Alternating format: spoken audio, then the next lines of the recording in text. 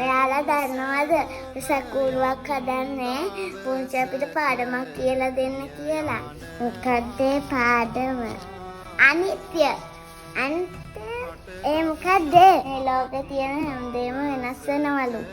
අතපට්ටමක් හදලා කොලාලවලා රැලි දාලා එල්ලුවාම හරි ලස්සනයි නේද?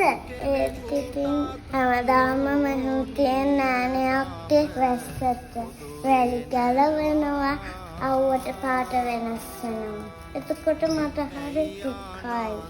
අන්න ඒක තමයි මේ ලෝකේ තියෙන හැමදේම අනිත්‍යයි කියලා බුදුසාදු අපිට කියලා දුන්නේ. ඔයාලත් රසක් කූඩුවක් හදලා මේ පාඩම ඉගෙන ගන්න.